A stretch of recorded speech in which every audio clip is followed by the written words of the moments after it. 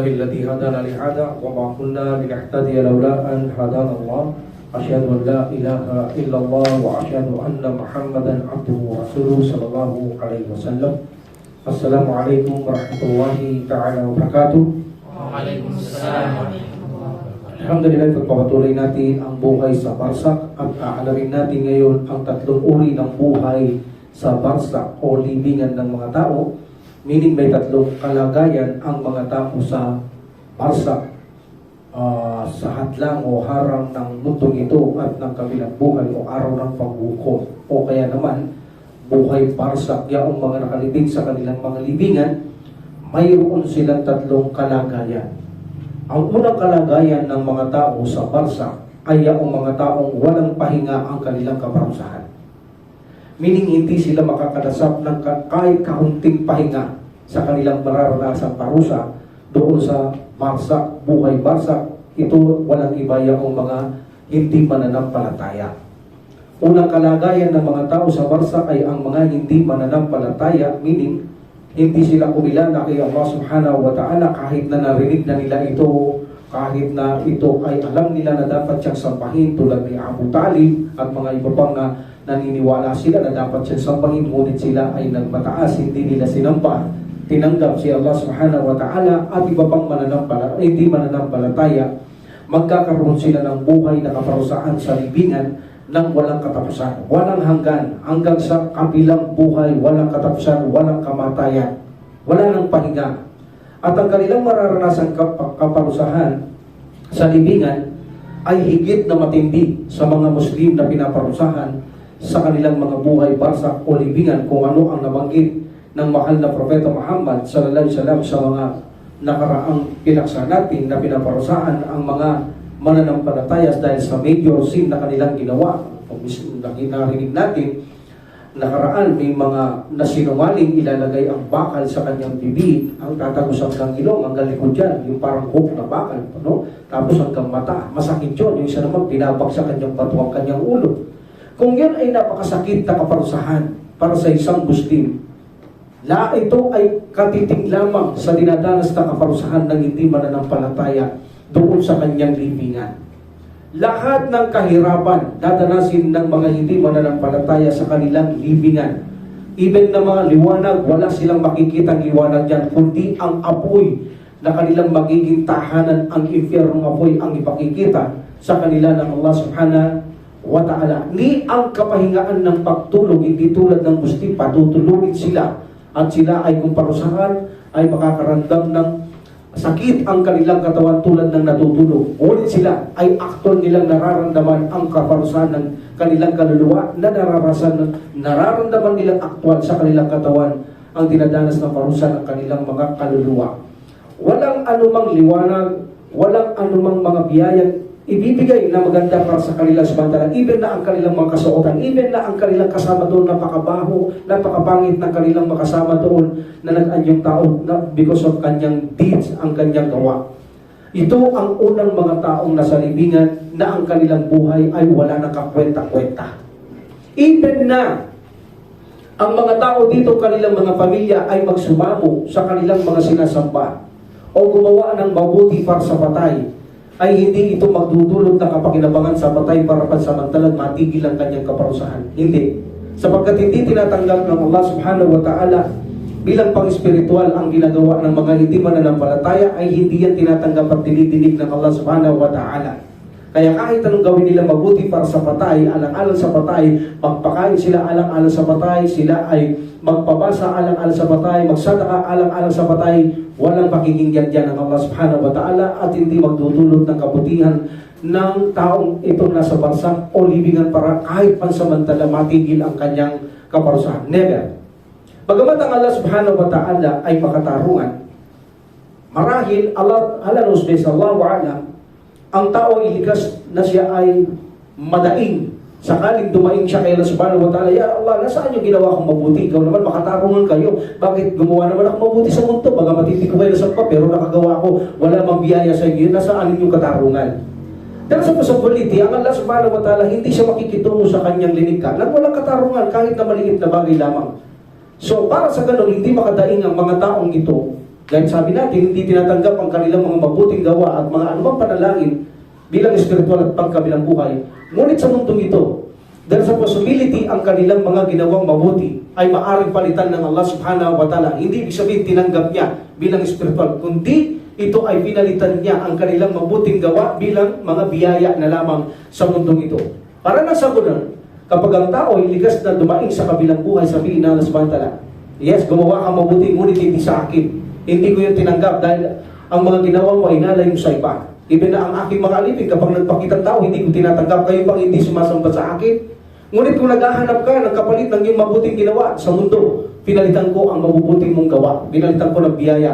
Wala kang mairareklamo kay Allah subhanahu wa ta'ala dahil nakinabang din sila sa kanilang mabuting gawa kahit na makamundong bagay lamang. Allah knows best. There's a possibility na bigyan sila biyaya ng Allah subhanahu wa ta'ala dahil sa kanilang mabuting gawa, hindi bilang spiritual, kundi bilang mabuting gawa lamang para ito ay bigyan katarungan ng Allah subhanahu wa ta'ala.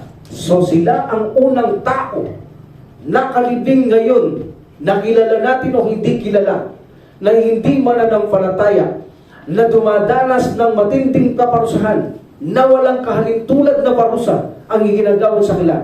Habang panahon, habang buhay na doon sila sa barsak, ay patuloy na paparusahan ng walang kapahingan ito hanggang sa araw ng paghukom, lalong matindi ang naghihintay na kaparusahan sa kanila sa impyernong apoy. Number 2 na nandoon sa barsak ay ang mga mananampalataya. Mayroon silang dalawang kalagayan. May mga mananampalataya na sila ay pinaparusahan din. Kaya nasabi natin, hindi ka tulad ng parusa ng mga hindi mananampalataya ito. Bagamat mabigat, pero mas mabigat ang mga unbelievers. May mga Muslim doon, kaya nang pinaksa natin, sinabi ng Prophet sallallahu alaihi wasallam, nakita niya mga kaluluwa na pinaparusahan ito, may mga kamuslimang pinaparusaan ng Allah subhanahu wa ta'ala na tuloy-tuloy din ang kanilang mga kaparusahan. Ngunit ang parusang ito, dahil sa possibility, pagkatapos ng libingan sa araw ng paghukom, wala na siya, pinatawad na siya ng Allah subhanahu wa ta'ala, nagbayad na siya sa kanyang libingan, or dahil sa possibility, kulang pa ang parusa, pwedeng sunugin niya pa sa impyerno apoy bago niya ipasok sa paraiso ang taong hindi lumabas sa Islam, ang mananampalatayang Muslim. But mayroong parusa sa kanila na ito ay tuloy-tuloy din. Tulad ng mga hindi mananampalataya. Marami tayong binasa sa nakaraang dalil, tulad ng mga yung binabagsakan ng bato sa kanyang ulo. Okay? Dahil binasa niya ang Quran, hindi niya na binabasa ang Quran at hindi niya sinabuhay ang Quran. At yung sinungaling, at yung lumalangoy sa ilog na riba. Sila, sabi ng Prophet sallallahu alaihi wasallam, ay paparusahan hanggang sa araw ng pagkabuhay ng muli. Meaning, dire-diretso. Dire-diretso ang kanilang mga kaparusahan. At mayroon din na sinabi ng Prophet sallallahu alaihi wasallam yung nilagay ng bakal sa kanyang bibig hanggang ilong hanggang mata. Wawasakin yun. Sabi ng Prophet sallallahu alaihi wasallam, tuloy-tuloy din ang parusa ng mga ito hanggang sa araw ng paghuhukom. So meaning, mga hindi mananampalataya habang buhay hanggang sa kabilang buhay. Mga Muslim, dire-diretso rin ang kanilang parusa. At nakiala sa araw ng paghukom, patatawarin na niya o paparusahan pa niya. Ngunit, ang kaibahan ng Muslim, ang mga tao na gumawa ng mabuti rito, alang-alang sa patay. Na ginawa ito para kay Allah subhanahu wa ta'ala, alang-alang sa kanilang mga mahal sa buhay, alang-alang sa patay. Halimbawa, nagdasada ka siya, ito ay alang-alang sa patay. Meaning, ginawa niya ito para kay Allah subhanahu wa ta'ala, ngunit ang kanyang ginagawa hindi sa kanya, alang-alang sa patay. Nagpakain siya alang-alang sa patay. Nagbabasa sa Quran alang-alang sa patay. Meaning ang reward ibigay sa kanya ng Allah subhanahu wa ta'ala. Ang ganitong mga gawain ay magsisilbing tagapamagitan sa kanya. Na mga gawain ginawa para kay Allah subhanahu wa ta'ala lamang at ang gantimpala alang-alang sa tao. Ito'y tatanggapin ng Allah subhanahu wa ta'ala at pansamantalang ititigil ang kaparusahan sa kanya. Hindi katulad na sinabi ko kanina, binigyan kong liwanag, ang mga hindi Muslim, walang mangyayari ang mga supplication, mga dasal, mga gawang mabuti na mga nabubuhay dito na ginawa alang-alang sa patay, hindi yung tatanggapin ng samantala. Hindi yun magiging dahilan para matigil pansamantala ang kanilang parusa. Dire-diretso. Ngunit ang Muslim, kapag mayroong gumawa sa kanya tulad ng kanyang mga mahal sa buhay, na ginawa ang mabuti para alang-alang sa patay, alang-alang sa kanya ang reward, meaning na ginawa ito kay Allah subhanahu wa ta'ala mabuting gawa at ang reward ibigay sa kanya ng Allah subhanahu wa ta'ala, ito ay magbibigay sa kanya ng syafa'ah. Pansamantalang syafa'ah na ang kaparusaan ay pansamantalang matitigil sa kanya. Alam natin ang fruit dito, ang Prophet sallallahu alaihi wasallam nadaanan niya ang 2 libingan na pinaparusaan ang mga Muslim. Libingan ito ng mga Muslim. Isang taong hindi nag-iingat sa najis at isang taong mapagkalat ng baliw.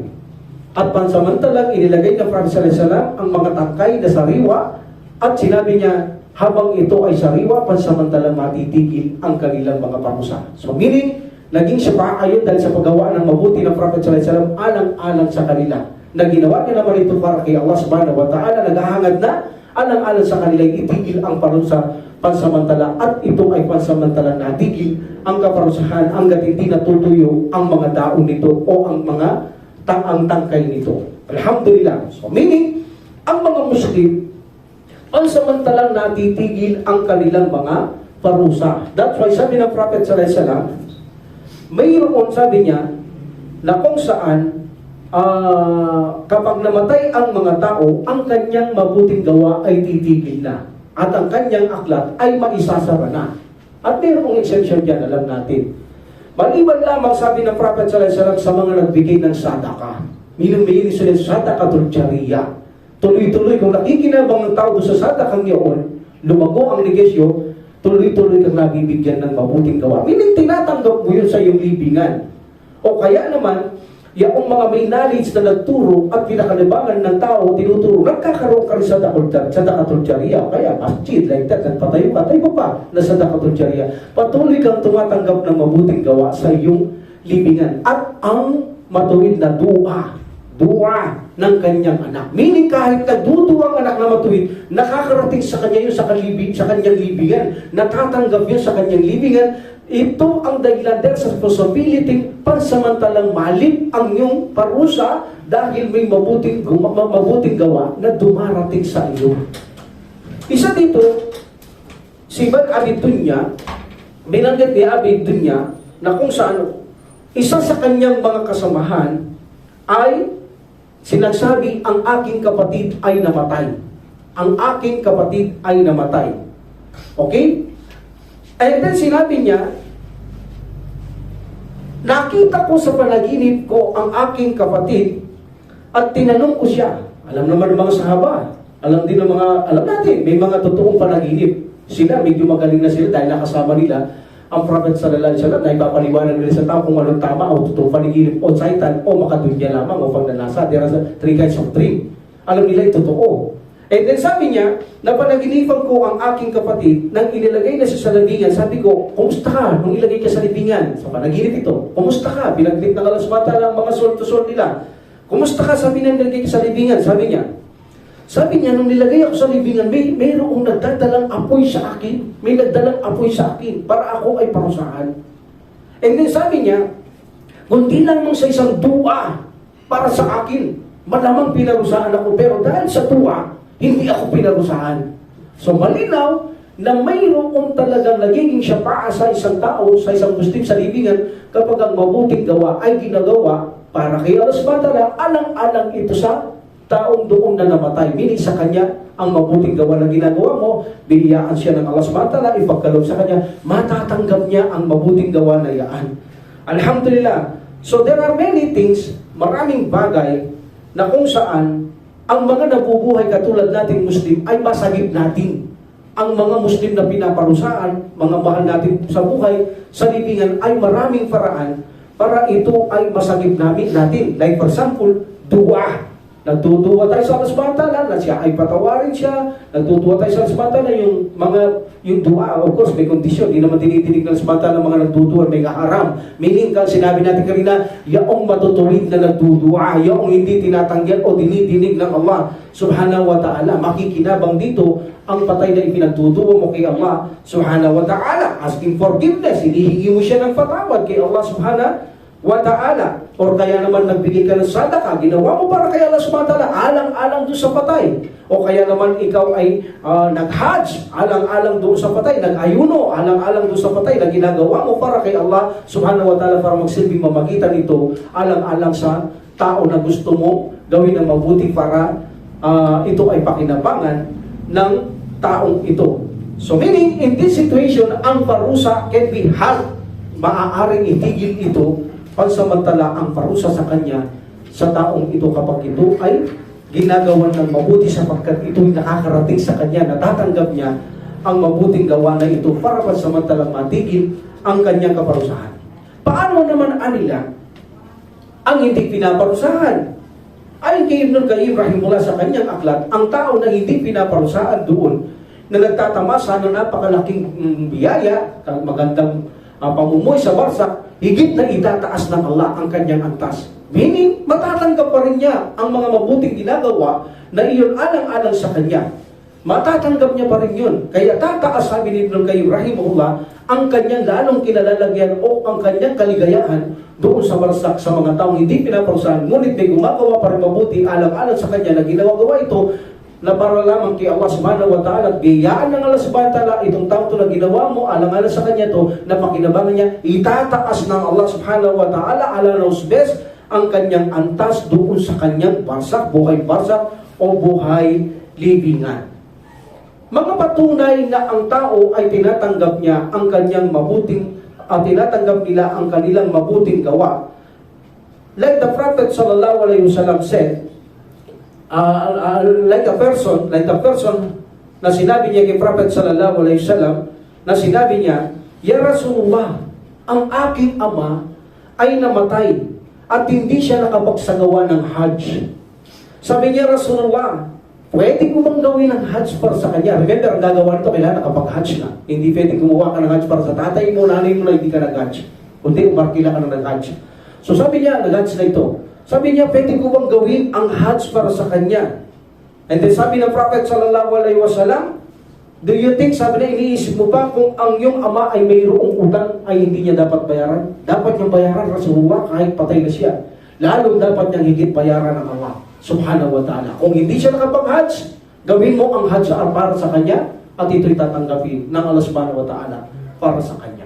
So meaning, makakarating sa kanya yung mabuti mong ginawa mo sa ta'ala, ngunit ito ay magiging katanggap-tanggap sa kanya. Tatanggapin ito ng taong ito ang mabuti mong ginawa na alang-alang sa kanyang ikabubuti. So darating ito sa kanya ang mabuting gawa, ito ang dahilan kung bakit para ito ay matigil ang iyong parusa pansamantala o tigil o lubusan ng itigil ang parusa sa iyo ng Allah subhanahu wa ta'ala. Tulad ng isang binanggit natin na companions na kung saan sinabi niya na napanaginipan niya kapatid niya at sinabi niya, kung hindi marahil sa dua sa akin, paparusahan ako. Hindi dahil sa dua, meaning may nagtutuwa sa kanya. That's why yung apoy sa kanya na dapat iparusa, hindi na ginawang iparusa ito. Ala noseless, either na pasamantalang matigil o either na sa pagdagal sa pagdating na maraming mabuti sa iyo ay matitigil ang parusa sa iyo sa libingan at pinatawad ka na samantala because ang mga taong nagsusumamo sa iyo, matutuwid sila nagsusumamo sa samantala na patawarin ka dahil sa possibility, tinanggap na ka samantala ka ng mga duwa para langit, pinatigil na ang parusa sa iyo dahil pinatawad ka ng Allah subhanahu wa ta'ala. Yun ang kagandahan ng Muslim. Hindi katulad ng hindi mananampalataya, kahit anong gawin nilang mabuti, alang-alang sa tao para tumanggap na ikabubuti niya sa libingan, walang mangyayari sa mga yan kahit gaano pa kabuti ang gawin nila sa mundong ito. Hindi yan tatanggapin na SWT at hindi makapagbibigay ng kahit kaunting kapahingaan sa kanilang kaparusaan, mararamdaman doon. Hindi katulad ng Muslim, maaaring matigil na ito ng lubusan o kahit pansamantala matigil dahil sa mga mabuting ginagawa ng mga nabubuhay dito ay nagiging tagapamagitan ang mabuting gawa na ginagawa para kay Allah subhanahu wa ta'ala alang-alang sa tao na ito'y tanggapin ng samantala at gawing kapakipakinabang sa taong ito ang mga mabuting ginawa. Allahu Akbar. Yan ang pangalawang tao na mayroong kalagayan sa libingan. Una, hindi mananampalataya, matinding parusa na walang kapantay at habang buhay sa barsak life. Ang pangalawa, mga Muslim, ngunit may dalawang kalagayan, Muslim na pinaparusaan at pwedeng tuloy-tuloy kung walang mamagitan, kung sa kanila na mabuting gawa, para na mamamagitan ng ibig sabihin, walang gumagawa sa kanilang mabuting gawa, walang nagtutuwa, tuloy-tuloy ang kanilang kaparusaan hanggang sa araw ng pag-ukumbat. There's a possibility kung may gumagawang mabuti sa kanila, ito'y magsisilbing syafa'a sa kanila by the will of Allah subhanahu wa ta'ala, pansamantalang matigil o lubusang matigil na ang kanilang parusa sa libingan. And the number 3, mga Muslim na walang parusa. Hindi sila dadanas ng kahit katiting na kaparusahan sa libingan, kundi mamumuhay lang sila ng masagan at maligay at mapayapa sa kanilang mga libingan. At kung may gumagawa sa kanilang mga tao alang-alang sa kanila, gagawin ang gawa na ito para tanggapin ng Allah subhanahu wa ta'ala, alang-alang sa kanila para pakinabangan, itataas ang kanilang lalong kaligayahang mararamdaman doon sa kanilang buhay barsak. Wala silang mararanasan kahit kaunting kaparusahan. Number 1, ang mga martir. Ang mga martir, never silang tatanungin sa barsak. Walang katanungan doon. Si Munkar at Nakir, tinapik natin ito. Walang fitna doon sa kanila. At wala din silang parusa sa libingan. Because sinabi ng Prophet Muhammad sallallahu alaihi wasallam, ang mga syahid o martir ay pinagkalooban ng Allah subhanahu wa ta'ala ng 7 gantimpala. Number 1, pagkamatay niya, ason ang kanyang dugo ay lumabas. Nasaksak siya, nabaris siya, etc. Sa panahon natin, lumabas ang dugo. At ito ay para lamang kaya samantala na nakikibaka kaya Allah subhanahu wa ta'ala, namatay siya. Paglabas pa lang ng dugo, lahat ng kanyang kasalanan pinatawad na ng Allah subhanahu wa ta'ala. Paano siya paparusahan? Ni wala siyang kasalanan kahit nakatiting. Na kung sa paglabas ng dugo at pagkatapos mamatay na, lahat ng kasalanan niya, maliit, malaki, pinatawad na ng Allah subhanahu wa ta'ala. Ang mga martir na kibaka sa landas ng Allah subhanahu wa ta'ala. Number 2, ipakikita na sa kanya ang posisyon niya sa paraiso. Ang kanyang tahanan, ipakikita na ng Allah subhanahu wa ta'ala. Number 3, siya ay gagayakan ng isang napakagandang kagayakan ng iman. Number 4, siya ay bibigyang asawa ng Allah subhanahu wa ta'ala, ikakasal ng Allah subhanahu wa ta'ala sa kanya ang 72 wives mula sa Al-Hur. 72. Number 5, ang mga ito ay protektado, sabi ng Prophet sallallahu alaihi wasallam, sa parusa ng libingan. Wala silang parusa sa kanilang mga libingan, sabi ng Prophet sallallahu alaihi wasallam, at ligtas din sila sa araw ng paghukom. Wala silang hukom. Tulad ng propeta at sugo, wala silang hukom. Dire-diretso na silang papasok sa paraiso. Dalawa lang ang hukuman doon, kaliwa, kanan at kaliwa yung gitna. Walang hukom dyan, mga propeta, mga martir, mga sugo, walang hukom yan. Diretso na papasok at tatawid sa sirat yan. Diretso papasok sa paraiso. At bibigyan sila ng korona pang-anim ng dignidad sa kanilang ginawa dito. At ang kanilang mga jewels, ang kanilang mga alahas, mahal pa sa mundong ito. Kahit na ang nilalaman ng mundong ito, ang kanilang mga jewels, alahas ay mahal pa. Ang mga halas nito, kahit na ang buong mundo, pagsamahin mo ang nilalaman nito, mas mahal ang alahas ng mga martir na ito. And the last, sabi ng Prophet sallallahu alaihi wasallam, bibigyan sila ng Allah subhanahu wa ta'ala na makapamagitan ng 72 na kanyang kamag-anak para ilabas doon sa impyerno ng apoy. Sino man ang gusto niya Muslim, hindi unbeliever, Muslim na kamag-anak, yan ang pinakauna, na maaari niyang ma-save, mamagitan siya, bibigyan siya ng Allah subhanahu wa ta'ala ng pagkakataong mamagitan, pumili ka ng 72 mong kamag-anak, iaahon natin sa impyerno ng apoy, o iaahon ko, sasabihin ng Allah subhanahu wa ta'ala. They are no punishment. From them, they are no punishment in their grave. Walang parusa sa kanilang libingan, mga Muslim. Number 2, yung mga nagbantay para sa landas ng Allah subhanahu wa ta'ala. Meaning, nakikipagdigmaan kayo, natutulog sila. Hindi ako matutulog. Babantay ako baka ang mga kalaban ay makapasok. O babantayan ko ang lugar ng mga Muslim na walang makapasok, makapagtriton sa mga kalaban. Tagapagbantay, meaning guard in the way of Allah subhanahu wa ta'ala, at napatay kanila. Wala kang parusa sa libingan. Because kabilang ito sa mga martir. Kabilang din ito sa mga syahid. Alhamdulillah. And then, sabi ng Prophet sallallahu alaihi wasallam, ang pagbabantay sa isang digmaan, sa isang araw at gabi, ay higit pang mainam sa nag-ayuno ka sa loob ng buong buwan. Meaning, nagbantay ka ng araw at gabi, di ka natutulog, binabantayin mo sa abang, lugar ninyo, baka mapasok ka, para kang naigit pa na mainam sa nag-ayuno ka ng isang buwan, na dire-diretso isang buwan. Higit pang mainam dyan, sabi ng Prophet Muhammad sallallahu alaihi wasallam. At kung sila ay nagbabantay at sila ay namatay, ang kanilang mga mabubuting gawa ay patuloy na tatanggapin sa kanilang barsa hanggang sa araw ng paghukom. Yes, they are martyr. So patuloy itong tatanggapin at magkakaroon sila ng provision mula sa Allah subhanahu wa ta'ala kung sila ilalagay doon sa mga berdeng ibon as a martir at sila ay ligtas sa parusa ng libingan. Sabi ng Propeta Muhammad sallallahu alaihi wasallam. Yung mga shahid na namatay sa sakit ng tiyan, kaya nabanggit natin nakaraan, hindi lang tiyan, that's a possibility lahat ng loob. Sakit sa puso, sakit sa baga, but ang sample dito, sakit sa tiyan. Meaning, tinatanggap mo ang sakit mo, hindi ka dumadaing, baka sabihin mo, namatay ako, purtay ka lang natin, hindi mo naman matanggap. Alas isumpa mo ang alas batala, hindi yun. Nagtimpi ka, tanggap mo kung anong gusto ng alas batala, ikinadar niya sa iyo. Malaya mong tinanggap ito.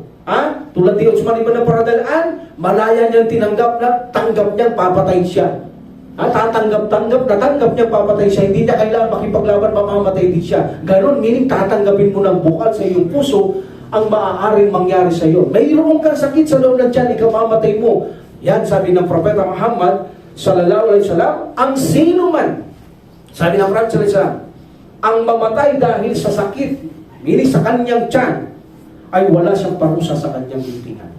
Sabi ng Propeta Muhammad sallallahu alaihi wasallam. And there's a possibility, because this is also shahid, there's a possibility, this is a only example na walang parusa sa libingan dahil marami pa itong katulad na binanggit natin. Yung mga nabagsakan ng poste, o mga pader, mga nasunog, mga nangalunod, yung pinaglaban ang kanyang ari-arian, ang kanyang sariling buhay bilang pagdidepensa lamang, at iba ba? Ang lahat nito ay katulad din sa possibility na lahat sila ay walang parusa sa libingan.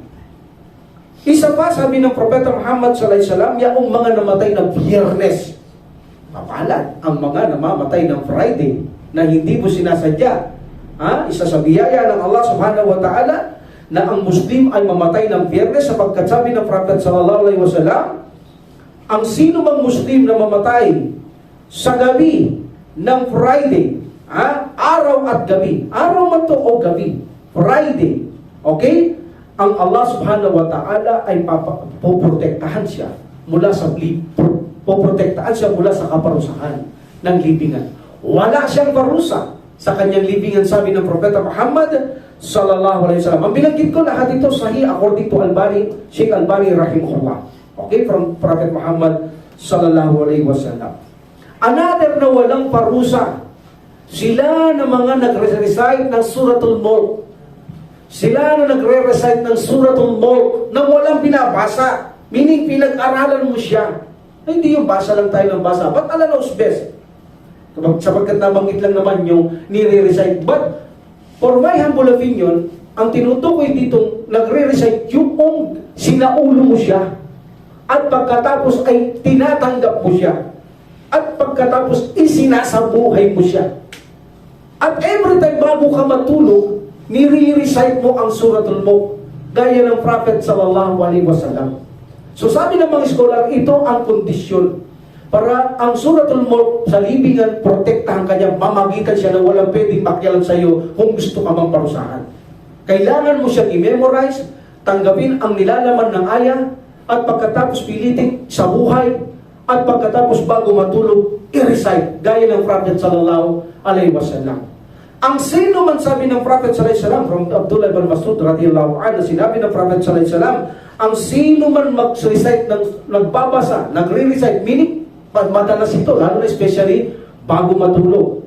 Ang sino man nagre-recite ng Tabarak, meaning Suratul Mulk, ay poprotektaan siya ng Allah sa parusang libingan, because ang aya o chapter ng Quran ay katangian ng Allah subhanahu wa ta'ala. Yun ang magpoprotekta sa iyo. The Suratul Mulk, every time na gusto ka parusahan sa libingan, sabi ng Prophet sallallahu alaihi wasallam, pupunta siya sa uluhan mo, upang parusahan ka, sasabihin niya, hindi mo siya pwede parusahan. Pagtatanggol ka niya, pupunta siya sa gilid, kanan, kaliwa, para parusahan ka niya sa iyong libingan, sasabihin niya, hindi mo siya pwedeng parusahan. Pupunta siya sa paanan, sabi ng Prophet sallallahu alaihi wasallam, kung pagparusahan ang namatay, sasabihin niya, hindi mo siya pwedeng parusahan. Meaning, ang suratul Mulk, ito ay magiging syafa'a, tagapamigitan, tagapagtanggol sa libingan ng isang Muslim para hindi maparusahan. But the condition, i-recite ito, isauli ito, tanggapin ng bukod sa loob ang nilalaman, isabuhay at i-recite before you sleep. Para mag-i-apply sa iyo na ito ay maging mamurtekta sa iyo sa libingan. Sa sino, sa anumang gustong parusa na igawad sa iyo doon, hindi ka pwedeng galawin ng mga yaan. At wala sa iyo ang makakagalaw doon because you recite the suratul Mulk. Kaya mahalaga na i-recite natin ito. That's why yung mga nag-aaral ngayon, nasa suratul Mulk tayo. Sinaalungkat natin ang tafsir, inaalungkat natin dahan-dahan ng grammar, at kailangan, gaya sabi ko, isaulo, isabuhay, tanggapin, at kung maaari, bago matulog, ay i-recite natin para ma-i-apply sa atin ito ng Allah subhanahu wa ta'ala, ipagkaloob ng Allah subhanahu wa ta'ala. Amin Rabbil Alamin. So, whoever recites suratul Mulk, madalas bahala mo especially bago matulog, ito ay magiging isang tagapagtanggol mo sa libingan. Hindi lang yan. Ang suratul Mulk, sinabi ng Propeta Muhammad sallallahu alaihi wasallam na kung saan ito'y mamamagitan sa iyo sa harapan ng Allah subhanahu wa ta'ala sa araw ng paghukom. Titindig siya sa harapan ng Allah subhanahu wa ta'ala, tila baga na isang nilikha ng Allah subhanahu wa ta'ala. Remember, tila baga, hindi ko sinabing nilikha. Tila baga. Sapagkat ang salita ng Allah subhanahu wa ta'ala, katangian, hindi nilikha. Ito ay tila baga na isang nilikha na titindig kay Allah subhanahu wa ta'ala na mamamagitan siya. Gusto ang parusahan ng Allah subhanahu wa ta'ala. Hindi siya titigil na mamagitan kay Allah hanggat hindi ka pinatawad ng Allah. Allahu Akbar. Hindi siya titigil. Sabihin ng Allah subhanahu wa ta'ala, okay, kalagkar nito, itapon sa impyerno. Tatitindig na siya.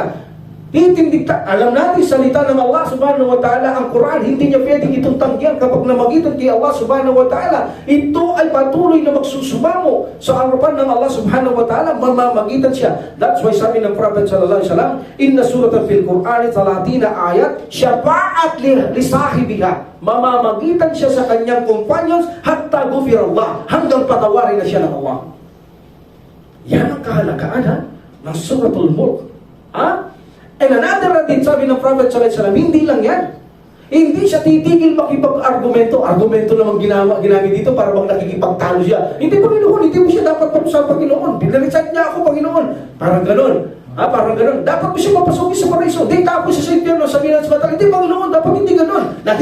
Patuloy siyang argumento kay Allah Subhanahu wa ta'ala hanggang ang Allah Subhanahu wa ta'ala ay magala at papasukin kanya sa paraiso. That's why may hadith sabi ng Prophet sallallahu alaihi wasallam, suratul Quran, kasamat. Kasamat meaning makikipag-argument siya. Mag-argument, kasamat ang sabiha, makikipag-argumento siya alang-alang sa kanyang companions. Yung binabasa mo siya, ikaw yun. Na ikaw nagbabasa sa kanya, hatta agkalahul jannah. Hatta agkalahul jannah. Sabi ng Prophet Muhammad sallallahu alaihi wasallam, hanggang siya ay makapasok sa paraiso. Hindi ka lang ligtas sa parusa ng libingan, kundi ligtas ka rin sa parusa ng impyernong apoy. Ganong katindi na mamagitan ang suratul Mulk mula libingan hanggang sa kabilang buhay. Mamamagitan ito sa kanyang companions na nagbasa nito, i-recite, sinabuhay, tinanggap, at bago natulog, i-recite. Ganito ito, mula libingan hanggang kabilang buhay, hindi kanya pababayaan by the will of Allah. Makikipagtalo, mamamagitan, gagawin niya yan para sa iyo, para mapatawad ka ng Allah subhanahu wa ta'ala, at ikaw ay makapasok sa paraiso. And the last, lahat ng propeta at sugo, wala silang parusa sa kanilang mga libingan. Lahat ng propeta at mga sugo. Okay? Ang mga propeta at sugo, alam natin, hindi sila kinakain ng lupa ang kanilang katawan. Meaning, hindi sila nadudurog. Buong-buo, sariwang-sariwa ang kanilang mga katawan. Because sinabi ng Prophet sallallahu alaihi wasallam, ang kalupaan ay hindi maaaring lamunin ang katawan ng mga propeta at sugo. One of the signs na hindi sila gagalawin ng lupa, even na durugin, even na uhudin, even na anumang kasiraan kahit katiting, mananatiling sariwa ang katawan ng mga propeta at sugo, protektado sila kay Allah subhanahu wa ta'ala laban sa kanyang alipin na lupa. Hindi sila pakikialaman ng lupa. Sila ang may pinakamataas at magandang kalagayan sa barsak, ang mga propeta at mga sugo. Kaya ang propeta sallallahu alaihi wasallam, sinabi niya, tunay, ang pinaka-the best sa lahat ng araw ay Juma'a Freya. Ito ang pinaka-the best na araw sa 7 araw. Okay? Juma'a Freya. At sa araw na yan, si Adam ay nilikha ng Allah subhanahu wa ta'ala Friday. At si Adam ay namatay, at siya ay namatay. Okay? Lilikha at siya ay namatay Friday. Okay? At dito rin ihihipan ang trumpeta. Dito, ang araw na ito, ang araw ng paghukom Friday. Walang petsa, walang taon, walang din. But, sinabi ng Prophet sallallahu Friday magaganap ang araw ng paghukom. That's why tayo, nagtitipon-tipon tayo every Friday. Mahalaga yan, na nagpupuri tayo, nagtitipon kay Allah subhanahu wa ta'ala sapagkat higit na dinidinig ng Allah subhanahu wa ta'ala ang dasal, ang pagsusumamo ng pagtiklang tayo sama-sama. Okay, even ang dasal sa mga masjid, higit na dinidinig ng Allah subhanahu wa ta'ala ang maraming nagdadasal o salatul janasa, higit na dinidinig ang mga panalangin kapag sama-sama maraming nagsasamang Muslim kisa kakaunti o nag-iisa. Okay? Dito rin sa araw na yan, ihihipan ang trumpeta, meaning the first trump, upang bigay signal na ito ay katapusan o pagkawasak na ng mundo. Okay? So, dagdagan nyo ang sala nyo o mabuting gawa sa Friday, sabi ng Prophet sallallahu alaihi wasallam. At dito, sabi niya, dagdagan nyo rin ang salawat nyo sa akin, sapagkat ang inyong salawat ay makakarating sa akin. At ipinagbabawal ng Panginoong Allah subhanahu wa ta'ala na lamunin ng lupa ang katawan ng mga propeta at sugo. Meaning kung hindi sila ginagalaw, even na katawan, sila ay sariwa, walang gasgas, walang depekto, paano pa kaya paparusahan ito? Kung yung lupa ay hindi niya maantik-antik ang kanilang mga balat, ang kanilang mga katawan, yung pa kayang parusahan sila? Kaya napakatindi ng first proof eh. Ang first proof natin, buo sila, hindi sila lalamunin, hindi sila doon maaagnas, hindi gagawin ng lupa sa kanila. Protektado sila sa lupa, meaning maganda ang kanilang mga sitwasyon doon. Walang kaparusahan ang mga propeta. At hindi lang yun. Ang mga propeta ay buhay sa kanilang libingan. Buhay talaga. Ha? Hindi natin alam kung paano ang buhay ng barsak. Ang buhay natin dito may kaluluwa. Pero ang buhay barsak na kahiwalay kaluluwa, kung paano mabuhay ng Allah subhanahu wa ta'ala, Allah knows best. May buhay ang barsak na gustong buhayin ng Allah subhanahu wa ta'ala. Meaning buhay na buhay siyang ganito. Okay? That is life of barsak, hindi life ng dunya ito. So ang mga propeta, sila'y buhay at nagdarasal sa kanilang mga libingan. Allahu Akbar. Tatalakay ko kung paano magdarasal ito. Dito muna tayo sa sila ay mga buhay.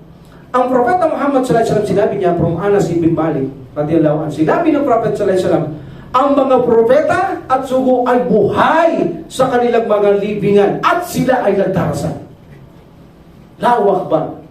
Buhay na buhay ang mga propeta sa kanilang mga libingan at sila ay nagdarasal. One night, Asra wal Mi'raj, sabi ng Prophet sallallahu alaihi wasallam, nakita kasi Musa alaihi salam sa kanyang libingan na nagtatasal. At hindi lang yun, kasama niyang nagdasal ang mga propeta at sugo sa Al-Aqsa. 124,000 prophets, one line, one stop. Propeta Muhammad sallallahu alaihi wasallam ang imam, nagsala sila. All of that are soul lamang. Mga kaluluwa lamang yan, na-meet ng Prophet Muhammad sallallahu alaihi wasallam, except Isa alaihi salam, body and soul, at saka yung mga ibang body and soul, alalos may sapagkat may nagsasabi, si Idris o si Enoch, si Rene, body and soul, hindi pa, hindi siya namatay noong kunin siya sa ba't nagsasabi namatay, but Isa actually, sigurado tayo, na siya hindi pa patay, nakita niya body and soul, si Isa alaihi salam. But si Musa alaihi salam, nakita niya ito ay kanyang talagang buhay sa libingan, buhay na buhay siya. Yung nakita niya sa Isra wal Mi'raj, na nasalubong niya sa ika-anim na langit si Musa alaihi salam, that is a soul. Allah knows best, that is a soul. But yung sa barsak, yun ay talagang buhay ni Musa. Buhay na buhay siya doon na nakita ni Prophet sallallahu alaihi wasallam na nagdadasal si Musa alaihi salam sa kanyang libingan. At sa Al-Aqsa, nagdasal din ang lahat ng mga propeta at sugo, meaning sila ay buhay sa kanilang libingan at nagdarasal ang mga propeta at sugo. the Prophet Muhammad sallallahu alaihi wasallam. Dahil siya nagsabi nito ang lahat sila ay buhay at silang lahat ay nagdarasal. Okay? Alhamdulillah. So ito ay verification ni Albani rahimahullah. This is a sahih ito. Okay? Alhamdulillah. So now, ang tanong natin, nagdarasal nga ba ang mga propeta at sugo sa kanilang mga libingan? Anong ibig sabihin dito sa nakita ng propeta Muhammad sallallahu alaihi wasallam? So mayroong mga ibang opinion dito. Okay? May mga iba-iba silang mga opinion dito. Ayon kay Iyad rahimahullah sa Al-Manawi, sabi niya, ang salat tinutukoy dito ng Prophet sallallahu alaihi wasallam, nakita si Musa sallallahu alaihi wasallam, nagdidikir lang. Hindi yung salat talagang ginagawa natin. Nagdidikir lang, or like a dua, sabi niya, or kaya dua. Dahil alam natin, sabi niya, may dua sa libingan. Mayroon ba? Nagduduwa ba ang mga patay sa libingan? Yes, meron. Mayroong dua sa libingan. Like for example, pag nakita mo paraiso, sasabihin mo doon, Ya Allah, bilisan mo po ang araw ng paghukom. That is a dua. Nagdudua. Yung mga kupar, Ya Allah, huwag mo na pong hayain pang makarating ang araw ng paghukom. That is a dua. Yun niya, Iyad rahimahullah, yun ang nakita ng Prophet sallallahu alaihi wasallam. Either nagdidikir o nagdudua siya because meron ganun sa libingan. Okay? According naman kay Qurtubi, sabi niya, rahimahullah, hindi. Yan ay actual na sala. Sila ay actual na nagsasala sa kanilang libingan at sila ay mga buhay at sila ay actual na nagsasala. Okay? Sabi ng mga nang iba, like Ibn Hajar, no, ipinakita lang si Musa alayhi salam kay Prophet sallallahu alaihi wasallam kung paano siya. Talagang sala yun. But yung pinakita niya, hindi yung buhay libingan. Buhay nung nagsasala siya sa mundo. Ipinakita ng Allah subhanahu wa ta'ala si Musa alayhi salam kung paano siya nagsasala sa mundo. But ito ay tinugon ni Qurtubi. Nireplyan niya ito. Sabi niya, paano ang mga propeta nagsasala sa kanilang mga barsak? Ay ito yung tanong nila. Kinugulit ni Qurtubi, rahimullah. Paano ang mga propeta na nagsasala sa kanilang mga barsak? At alam natin ang sala ay ibada. At alam natin ang ibada ay sa mundo lang. Pagkatapos ng ibada sa mundo, namatay ka na, there is no ibada. Paano sila magsasalang yung sinasabi mo, sabi nila kay Qurtubi, rahimullah, na talagang prayer yun katulad ng sa mundo.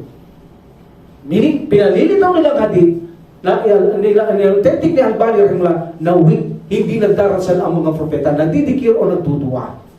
Sabi ni Qurtubi, rahimullah, okay, sabi niya, ang mga propeta, sabi ng Prophet sallallahu alaihi wasallam, buhay. They all agree, buhay. Yes, buhay. Na-agree sila, iba na siya. Agree yan, kahit na sino. At sila ay nagsasala, sabi ni Qurtubi. Dito sila hindi agree, nagkaroon ng paghahati. Sabi niya, alam niyo ba, nung ang mga propeta at sugo ay nabubuhay sa mundo, ang kaligayahan nila at gustong-gusto nila sa buhay nila ay ang sala. Lalo na ang propeta Muhammad sallallahu alaihi wasallam, ang kalugod-lugod sa kaysa mundong to ay ang sala. At dito sila nakakaramdam ng tunay na kapayapaan at maligayang-maligayang, walang kasing tapat at kasing sukat sa mundong ito ang kanilang kaligay kapag sila ay nagtatasal o nagsasala. They are all agree. Okay, sabi niya, kung ganon, kung ito ang ikinaliligay at kinasasaya nila, bakit hindi pagkakaloob ng Allah subhanahu wa ta'ala ang sala sa kanila sa mundo at sa libingan kung maligayang-maligay sila? That's why ipinahintulot ng Allah subhanahu wa ta'ala magsala sila sa libingan para ibigay ang lalong kaligayahan ng mga propeta at sugo. Sabi niya, ngunit ang kanilang sala ay hindi obligasyon. Hindi katulad ng 5 times sala natin dito, hindi obligasyon, ngunit hindi ito'y gantimpala na pinabayaan silang magsala ng Allah subhanahu wa ta'ala para lalong maging masaya at maging maligaya sila. Sabi ni Qurtubi, ang tama naman ang katwiran niya, no? Alhamdulillah, hindi naman obligasyon. Kung ayaw nilang gawin, hindi gagawin. Ngunit doon masaya ang mga propeta. Kahit hindi sila utusan ng subhanahu, okay, hindi na kayo dapat magsala, buhay barsak na yun. Pero dahil gusto nila yun, gusto nila dahil mapayapa, maligaya, masayang-masaya, pinabayaan sila ng Allah subhanahu wa ta'ala na sila ay nagdarasal sa kanilang mga libingan. At nakita natin inalaksa, kasama ng Prophet sallallahu alaihi wasallam, 124,000 prophets in one line. 124,000. Imam ang Prophet sallallahu alaihi wasallam, lahat yun kaluluwa except si Isa alayhi salam o alam mo specific iba daw doon na body and soul. Okay? So, meaning, ipinakita, nagdarasal nga sila ang mga propeta at sugo, gaya na sinabi ng Propeta Muhammad sallallahu alaihi wasallam. So meaning, ito ay hindi obligasyon na sila, ito ay nagdarasal sila para lamang ibigay ang isang pabor ng Allah subhanahu wa ta'ala sa kanila para patuloy nilang malasap ang kanilang ikanililigaya, ikanasasaya sa kanilang mga sarili. Okay? Alhamdulillah. Now, naipakita natin ang mga propeta at mga sugo ay buhay, nagsasala, hindi kinakain, nilalamon ng lupa ang kanilang katawan. Meaning, lalong hindi sila paparusahan sa libingan. Sila ang may katiyak na katiyakang hindi gagalawin sa kalupaan. Special sila, very special sila. Pagdating sa kubur, very special sila. Pati katawan nila, hindi lalamunin ng lupa. Allahu Akbar. At dito, dahil sa sila ay buhay, ay ginawa ng mga ibang tao na nanalangin sila sa buntod ng mga ito.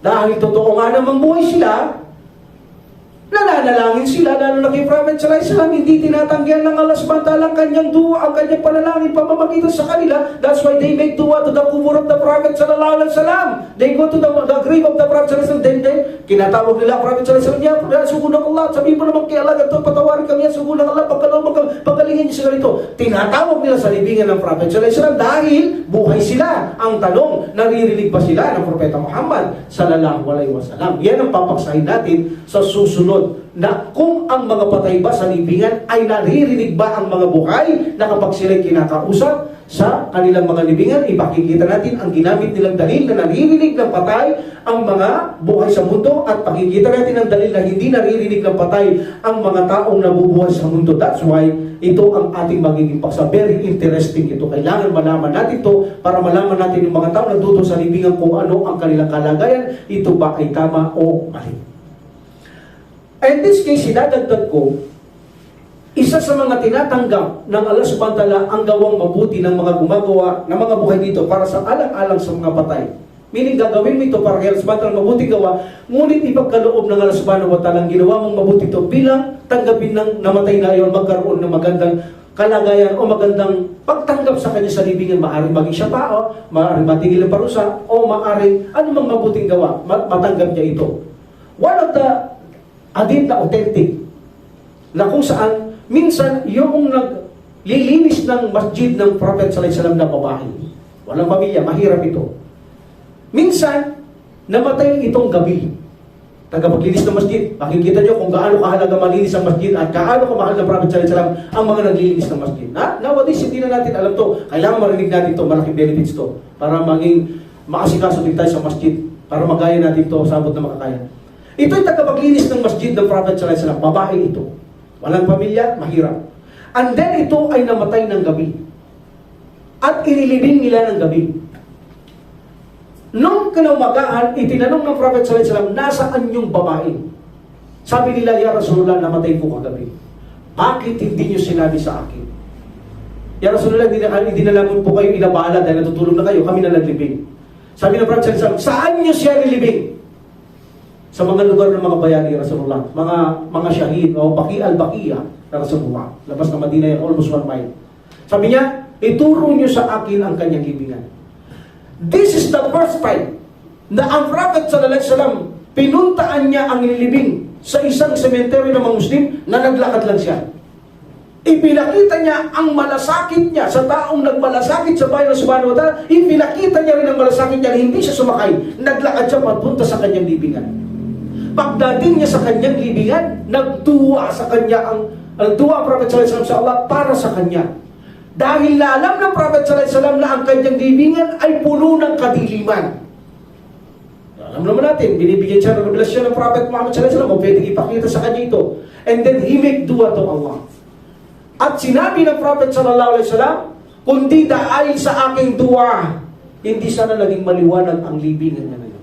Pero dahil sa dua ko dininig ng Allah subhanahu wa ta'ala, ginawa ng Allah subhanahu wa ta'ala maliwanag ang kanyang libingan. Meaning, ang ginagawa ng buhay para sa Allah subhanahu wa ta'ala, alang-alang sa patay, tatanggapin ito, magiging katanggap-tanggap sa kanyang libingan, pakikinabangan niya katulad nun. Napakalaking pruweba na tinanggap niya ang dua Nagduwa ng alas ng Prophet subhanahu wa ta'ala, tinanggap niyang pinakinabangan doon sa kanyang libingan. Nakinabang siya, nagkaroon siyang maaliwalas na liwanag. Kaya sabi niya sa mga sahaba, kung di sa aking dua, na natili siya sa madilim na kalagayan, ngunit sa dua ko dininig ng Allah subhanahu wa ta'ala, alang-alang sa kanya, ginawa ng Allah subhanahu wa ta'ala maging maliwanag ang kanyang libingan. Ipinakita ng Prophet sallallahu alaihi wasallam din sa puntong ito kung paano niya nirirespeto ang mga naglilinis ng masjid. Dahil alam natin, ang bahay na ito'y kalugod-lugod kay Allah subhanahu wa ta'ala sa buong mundo. Ang masjid ang siyang kalugod-lugod kay Allah subhanahu wa ta'ala. Kaya kung ito'y nililinis ng isang tao, ipinakita ng Prophet sallallahu alaihi wasallam kung paano niya kinalulugdan ang mga taong naglilinis sa bahay ng Allah subhanahu wa ta'ala. Can you imagine? Pinaturo niya living ko saan, naglakad siya, and then he made dua para sa kanya dahil ipinakita niya kaano siya kamahal kay Prophet sallallahu alaihi wasallam, gaano ka-importante ang ginawa niya para kay Allah subhanahu wa ta'ala. Nagduwa siya at pinakinggan ng Allah subhanahu wa ta'ala at binigyan, natanggap niya ito bilang as a good deeds na ginawa ng Prophet sallallahu alaihi wasallam, alang sa kanya, tinanggap ito at naging kapakinabangan sa kanya ito, binigyan ng liwanag ng Allah subhanahu wa ta'ala. Ang liwanag sa libingan mayroong dalawang uri. Maliwanag na maliwanag at ang liwanag na kung saan ang liwanag ay para bang yung lumubog ang araw. Nakakakita ka pa, okay pa, sufficient pa, sapat pa. Parang may paglubog ng araw maghrib, di ba maliwanag pa? Mayroong ganon, parang naaaninit mo yung paligid mo. May ganon ang dalawang liwanag sa kubur sa mga Muslim. Mayroong maliwanag na maliwanag, katulad dito, binigyang liwanag, at mayroong din liwanag na kung saan hindi ganap na maliwanag, ngunit naaaninat mo, at ito ay sufficient din na para makita mo ang kapaligiran sa iyong kubur. Okay? Alhamdulillah. So, yan ang isang liwanag doon sa kubur. So, yan ay biyaya ng Allah subhanahu wa ta'ala sa mga Muslim doon sa kanilang libingan. Okay? Mahirap madilim. Hindi ka makagalaw-galaw doon. Ang hirap ng madilim nakikita. Kahit na dito kapag blackout, walang power, madilim, mahirap. Especially pag biglang nawala. Parang kang nabulag na mas higit ka pang hindi nakakakita sa mga taong kapag nag-blackout pa samantala, maya-maya may maanilan na. Yung biglang ma-blackout, wala talaga madilim eh. Ganun ang buhay doon, higit pa doon. Na madilim na wala kang makikita basta-basta doon. That's why makalagang may liwanag ka doon. Doon malaking biyaya ng samantala, kahit na yung mga naaaninag mo lang, tulad ng paglubog ng araw, sabi ng Prophet sallallahu alaihi wasallam, isa sa liwanag sa libingan yun, o kaya yung talagang maliwanag, nang galing sa paraiso, binigyan ka liwanag ng samantala, Allahu Akbar, bilang tayo ng subhanahu wa ta'ala. So, in next time, dadakuhan natin na kung saan sinamantala nilang ang mga propeta at sugo ay buhay sa libingan, sinamantala nila ang pagkakataon na magduwa sa libingan sapagkat katwiran nila, buhay sila, maririnig sila. Ang tanong, naririnig ba sila ng mga patay o hindi? Yan ang papasahin natin inshallah sa susunod. Wa akhiru da'wana alhamdulillahi rabbil alamin. Wa salatu wa salam ala rasulillah subhanaka allahumma wa bihamdika asyhadu an la ilaha illa anta astaghfiruka wa atubu ilaik. Assalamualaikum warahmatullahi taala wabarakatuh. Waalaikumsalam warahmatullahi wabarakatuh. Allah